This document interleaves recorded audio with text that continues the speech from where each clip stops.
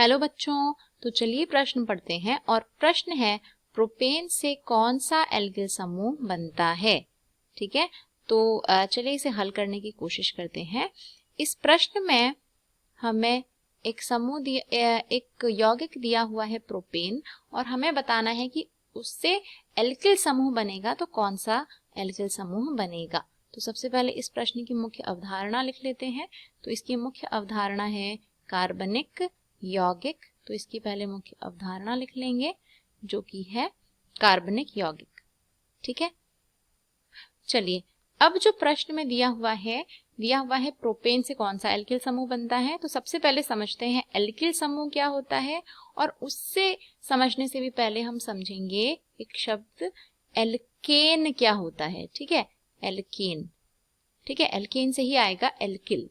तो एल्केन क्या होता है, देखिए एल्केन जो भी एल्केन जितने भी होते हैं ना, ये यौगिक होते हैं, और इनका सामान्य जो सूत्र होता है वह होता है CnH2n+2, यानी कि एक ऐसा समूह, एक ऐसा यौगिक जिसमें कार्बन और हाइड्रोजन प्रेजेंट होंगे सिर्फ। ठीक है, सिर्फ क्या होना चाहिए, कार्बन प्रेजेंट होना चाहिए और हाइड्रोजन प्रेजेंट होना चाहिए।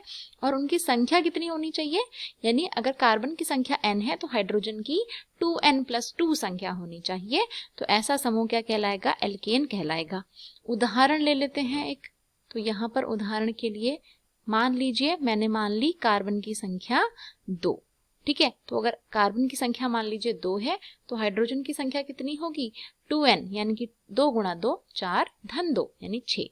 तो अगर कार्बन 2 होंगे तो हाइड्रोजन कितने हो जाएंगे, 6 हो जाएंगे। तो ये भी एक प्रकार का क्या है, एल्केन है। ठीक है, अब समझते हैं एल्केन से एल्किल ग्रुप क्या होता है। ठीक, तो एल्केन तो था CnH2n+2। अब एल्किल जो है ये क्या होता है, देखिए एल्किल होता है जब हम किसी एल्केन में से क्या करेंगे, एक हाइड्रोजन कम कर देंगे, तो उसे हम कहते हैं एल्किल समूह। ठीक है, तो मान लीजिए मैंने उदाहरण ले लिया सीधा सीधा इसका, जैसे कि मैंने ऊपर वाले प्रश्न में उदाहरण लिया था C2H6 का, तो यहाँ पर मैं उदाहरण ले लेती हूँ यही। और इसमें मैंने क्या कर दिया, एक हाइड्रोजन कम कर दिया। एक हाइड्रोजन मैंने क्या निकाल दिया, इसमें से बाहर निकाल दिया, तो यहाँ पे बच गया C2H5। ठीक है, तो ये क्या है, एक एल्किल समूह हो गया अब। ठीक है, अब जो एल्किल समूह होते हैं या एल्केन होते हैं, इनके कुछ नाम होते हैं जैसे, और ये नाम जो है ये कार्बन की संख्या के अकॉर्डिंग दिए जाते हैं। जैसे अगर मान लीजिए कार्बन की संख्या 1 है, कार्बन की संख्या कितनी है, 1 है अगर, तो इसका जो नाम होगा, यह जो एल्केन होगा, इस एल्केन का नाम होगा मीथेन। ठीक है, तो ये किसका नाम है, ये एल्केन का नाम है। लेकिन मीथेन का अगर आप फॉर्मूला बनाओगे तो वो बनेगा CH4, और उसमें से एक हाइड्रोजन अगर बाहर निकाल दिया तो बन जाएगा एल्किल, यानी कि मेथिल। तो एल्केन में अगर नाम लिखना है तो मीथेन, अगर एल्किल में नाम लिखना है तो आ जाएगा मेथिल, इल लग जाएगा एन की जगह। ठीक है, इसी प्रकार कार्बन की संख्या 2 हो तो नाम होता है एथेन।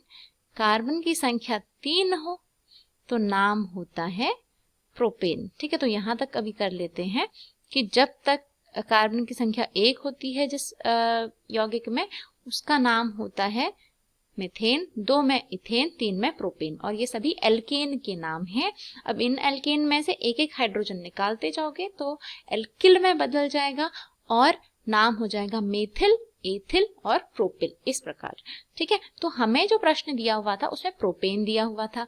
अब प्रोपेन का सूत्र बना लेते हैं। प्रोपेन बन जाएगा, प्रोपेन में क्या होगा, कार्बन हो जाएंगे 3, क्योंकि यहाँ पर मैंने लिखा है ना प्रोपेन में कार्बन कितने होते हैं, 3 होते हैं। अब कार्बन 3 होंगे तो हाइड्रोजन कितने हो जाएंगे, 3 गुणा 2 यानी कि 6 धन 2 यानी कि 8।